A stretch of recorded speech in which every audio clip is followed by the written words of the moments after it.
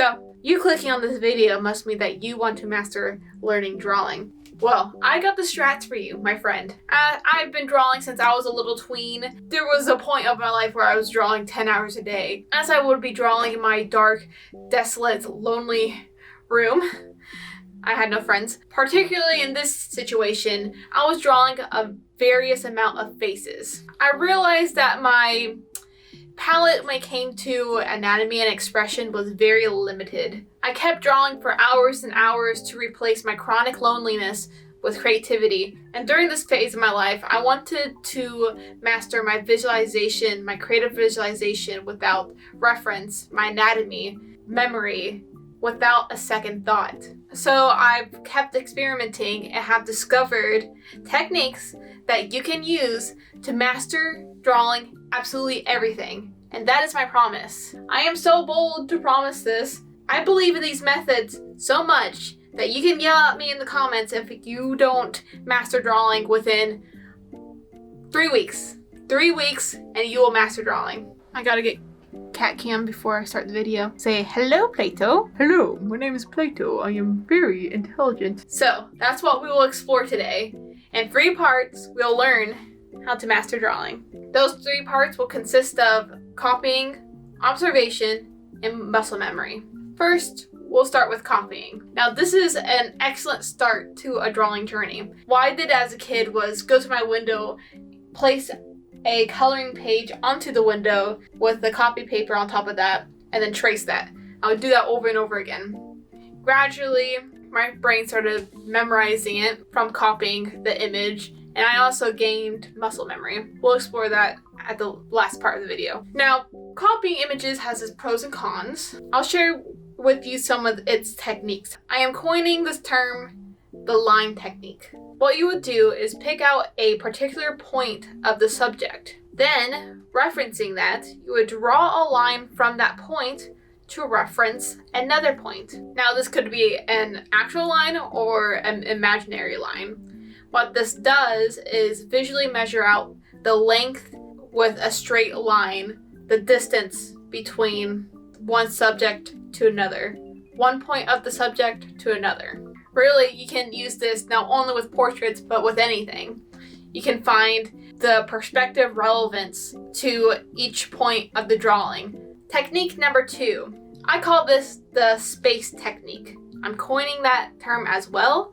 These probably actually have names, but again, I'm coining. This is where you'll use negative and positive space to avoid any cramping or stretched points of your subject. What you could do with these negative and positive space is outline that portion, that block, as a shape. This will let you know that you want to avoid or pursue within that space or outside that space what you want to draw. These techniques work excellent if you have a reference, and it can assist your visual library. However, when it comes to drawing something new from your imagination, you may end up petrified. So that's where observation comes in, and the importance of observation. Observation is life-changing. Observing life and how it works is not only beneficial for drawing, but for mindfulness, experiencing life in general.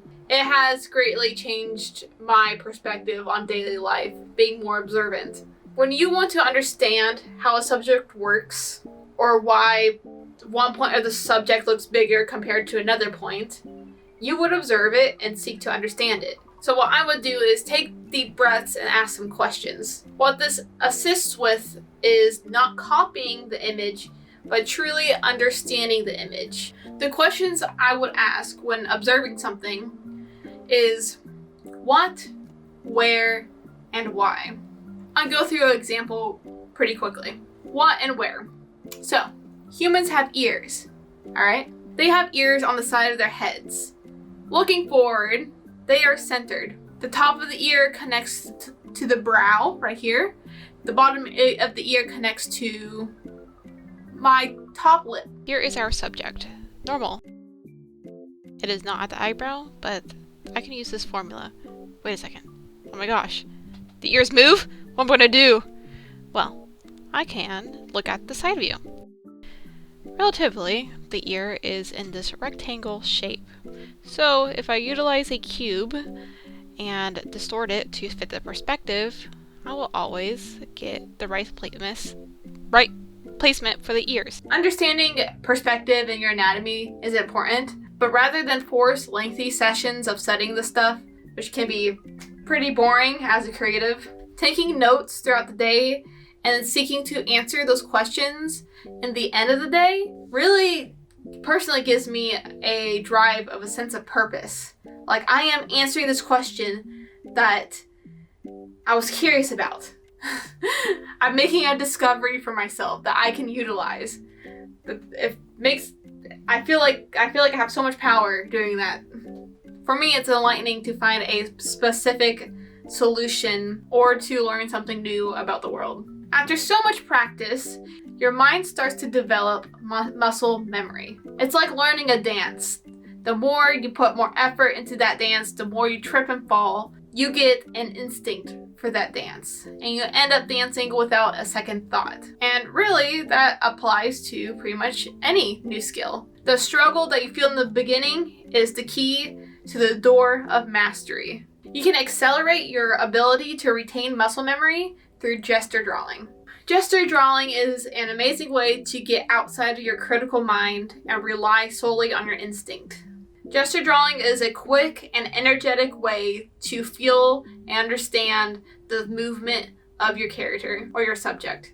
You're trying to capture the form of the subject as quick as possible. So for me personally, I do 30 seconds to 2 minutes. Starting the flow is very irritating because that short amount of time is a lot of pressure. But after a while, you start not only capturing the forms, but get a feel of the movement. Reviewing the work of gesture drawing can be very enlightening. So as I'm reviewing personally, I would ask myself, what portion of the subject am I neglecting or prioritizing? What am I avoiding when I'm drawing? But what do I really enjoy putting emphasis on that's causing me to neglect other parts of the drawing? What is my subconscious good at drawing, but what portion of this drawing stumped my flow? Why is the torso so short? These sort of questions. Very, very good. Very good. So if any of this resonates with you, I'll give you a little schedule right here. Affirm to yourself that you are an amazing artist. Everyone is. Everyone is already so beautiful and unique in their own way. And that creative expression of your uniqueness makes you an artist. So you won't be lying to yourself. And always, always observe your world. Take notes, do little sketches. Then I swear to you, you will become Leonardo da Vinci. I believe in you, my friend. Also, I would love to see your work. So if you would like to share anything in the comments, a portfolio or your socials, please do so, and I'd love to take a look at it. We can develop a artistic community in the comments where we're sharing each other's art without any judgment.